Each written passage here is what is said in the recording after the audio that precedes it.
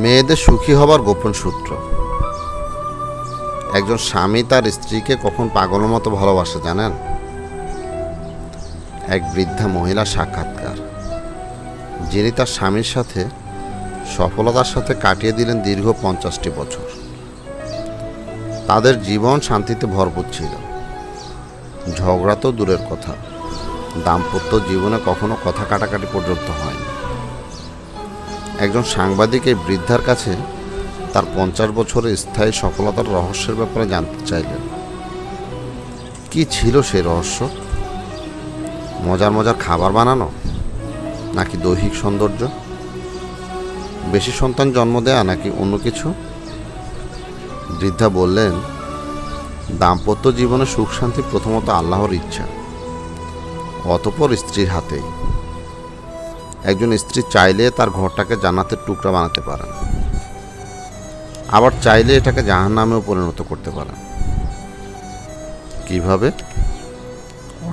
অর্থ দিয়ে? তা তো হতে পারে না, কেননা অনেক অর্থশালী মহিলা আছেন যাদের জীবনে দুঃখ দুর্দশার শেষ নেই, যাদের স্বামী তাদের কাছেই ভিড়তে চান না। সন্তান জন্মদান? না, তাও নয়, কারণ অনেক মহিলা আছেন যাদের অনেক সন্তান আছে, অথচ স্বামী পছন্দ করেন না। এমনকি এ অবস্থায় তালাক দেওয়ার নজিরও কম নয়। তাহলে কি ভালো খাবার বানানো?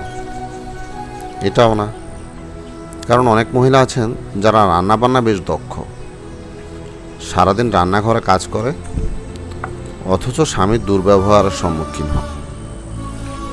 তার কথায় সাংবাদিক বিস্মিত হয়ে গেলেন। বললেন, তাহলে আসল রহস্যটা কি? বৃদ্ধা বললেন, যখন আমার স্বামী রেগে গিয়ে আমাকে বকাবকি করতেন, আমি অত্যন্ত সম্মান দেখিয়ে নীরবতা অবলম্বন করতাম এবং অনুতপ্ত হয়ে মাথা দুলিয়ে তার প্রতিটি কথা সায় দিতাম। সাবধান, বিদ্রূপের দৃষ্টিতে কখনো চুপ হয়ে থেকো না, কেননা পুরুষ মানুষ বিচক্ষণ হয়ে থাকে, এটা সহজেই বুঝতে পারে। সাংবাদিক বললেন, ওই সময় আপনি ঘর থেকে বের হয়ে যান না কেন? বৃদ্ধা বললেন, সাবধান, সেটা কখনো করবেন না। তখন তিনি মনে করবেন আপনি তার কথায় বিরক্ত হয়ে পালাতে চাচ্ছেন। আপনার উচিত চুপ থেকে ওর প্রতিটি কথায় হাসূচক সায় দেওয়া, যতক্ষণ না তিনি শান্ত হন। অতঃপর আমি তাকে বলি, আপনার শেষ হয়েছে, এবার আমি যেতে পারি? তারপর আমি চলে যাই আর আপন কাজে লেগে যাই, কারণ চিৎকার করে তিনি ক্লান্ত হয়ে পড়েছেন, তার বিশ্রাম প্রয়োজন। সাংবাদিক বললেন, এরপর কি করেন? 1 সপ্তাহখানেক তার থেকে দূরে থাকেন এবং কথা বলা বন্ধ রাখেন নিশ্চয়ই? বৃদ্ধা বললেন, সাবধান, এ ধরনের বদঅভ্যাস থেকে দূরে থাকুন, যা দুধারী তরবারির চেয়েও মারাত্মক। স্বামী যখন আপনার সাথে আপোষ করতে চান, তখন যদি আপনি তার কাছে না যান, তখন তিনি একা থাকতে অভ্যস্ত হয়ে যাবেন। কখনো কখনো এই অবস্থা তাকে প্রচণ্ড জিদের দিকে ঠেলে দেবে। সাংবাদিক বললেন, তাহলে কি করবেন তখন?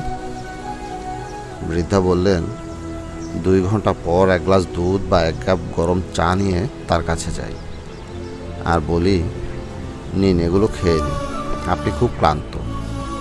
এ সময় তার সাথে অত্যন্ত স্বাভাবিকভাবেই কথা বলি। তারপর তিনি বলেন, রাগ করেছ? আমি বলি, না। তারপর তার দুর্ব্যবহারে দুঃখ প্রকাশ করেন এবং স্নেহ ও ভালোবাসার কথা বলেন। সাংবাদিক বলেন, আপনি কি তার কথা তখন বিশ্বাস করেন? বৃদ্ধা বলেন, অবশ্যই, কেন নয়। শান্ত থাকা অবস্থায় যা বলেন তা বিশ্বাস না করে রাগান্বিত অবস্থায় যা বলেন তা বিশ্বাস করব? সাংবাদিক বলেন, তাহলে আপনার ব্যক্তিত্ব? বৃদ্ধা বলেন, আমার স্বামীর সন্তুষ্টি আমার ব্যক্তিত্ব, আমাদের স্বচ্ছ সম্পর্কই আমাদের ব্যক্তিত্ব। আর স্বামী স্ত্রীর মধ্যে কোনো ব্যক্তিত্ব থাকে না। যার সামনে তুমি পুরোপুরিভাবে বস্ত্রমুক্ত হয়েছ, তার কাছে আবার কিসের ব্যক্তিত্ব?